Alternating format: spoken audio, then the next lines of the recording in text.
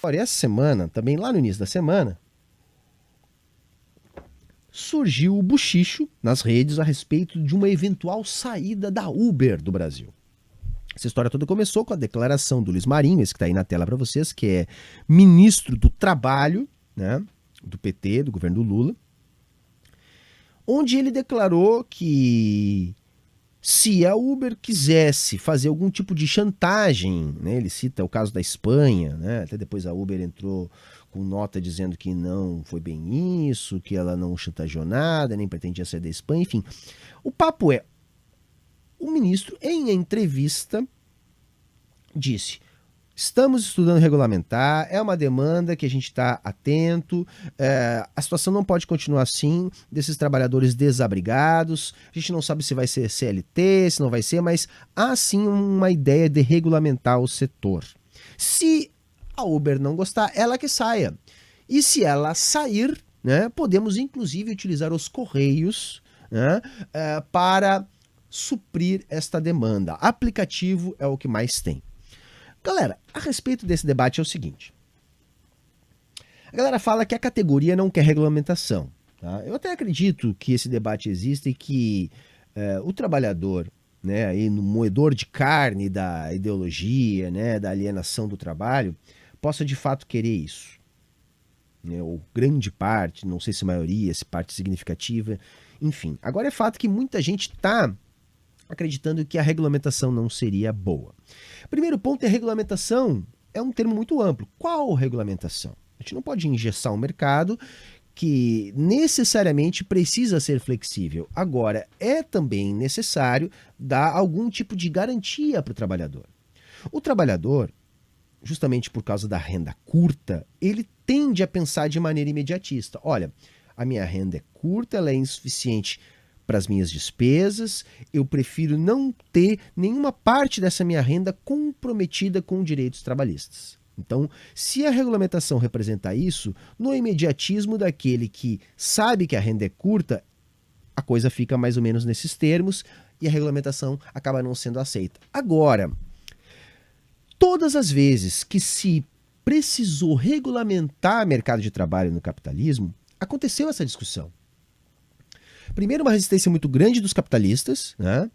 Quando se trabalhava 16 horas, não ia quebrar se trabalhasse 12. Quando se trabalhava 12, ia quebrar se trabalhasse 8. Se pagasse 13º, ia quebrar. Se tivesse férias, ia quebrar. Se tivesse salário mínimo, ia quebrar. Esse discurso é velho. Esse discurso é velho. E em 100% dessas situações, o que a gente teve? Não houve quebra dos mercados, os mercados continuaram funcionando e os trabalhadores receberam mais direitos. Então, a lógica é a mesma. A gente tem que pensar numa regulamentação que não ingesse um mercado que é nascido para ser flexível, mas que garanta, né, direitos para os trabalhadores. Os trabalhadores vão entender, como entenderam em todas as outras regulamentações de todos os outros mercados de trabalho, que essas regulamentações são benéficas. São benéficas o dia que ele ficar doente e não puder trabalhar. O dia que ele precisar da sua aposentadoria. Essas questões são determinantes. É necessário que há mecanismos para que o camarada não trabalhe 7 dias por semana, 12 horas por dia. Isso adoece as pessoas, piora a sociedade como um todo. Então a ideia de regulamentar não significa agora inviabilizar a Uber. Então tem que pensar numa estrutura bacana de regulamentação e por mais que o trabalhador não compreenda, e ele não compreende muitas vezes porque, repito, a renda é curta, que essa regulamentação, no longo prazo, vai ser muito mais benéfica para ele. Segundo ponto dessa discussão, a Uber vai sair do Brasil? Ah, gente, por favor, é lógico que não. É um mercado gigantesco, se não me engano, o quarto maior mercado da Uber. Da Uber não, o quarto maior mercado desse tipo. E a Uber é líder. Não vai sair, gente, não vai sair. Se regulamentar, ela vai matar no peito, engolir com farinha e vai ficar. Como ela fez na Espanha, inclusive. Né? E eu coloquei lá no Twitter. Nós já passamos por processos de regulamentação desse tipo de forma de relação de trabalho em outros lugares do mundo e as empresas não saíram. Tá? Não saíram. Tá? Então esse é um ponto também determinante. E o outro ponto, os Correios. Gente, eu acho meio que maluquice o ministro dizer isso. Por quê? Bom, porque para os Correios assumir esse tipo de coisa, demandaria uma série de investimentos, uma série de transformações numa empresa que está há 10 anos sendo sucateada para ser privatizada, o que é uma pena. A gente faz mais de 10 anos que não tem concurso para os Correios. E mesmo assim, né, tirando lugares de exceção, quase todos eles grandes centros urbanos, os Correios são muito superiores às transportadoras privadas no Brasil, mesmo passando por um processo de destruição para ser privatizado.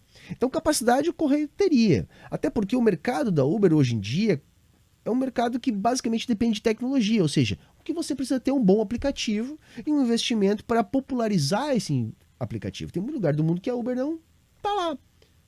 Tem alguma empresa dominando esse mercado. É um tipo de serviço que existe em todo lugar e não depende da Uber para existir. Então é mais um motivo para a gente entender que é estúpido acreditar que a Uber sairia. Por quê?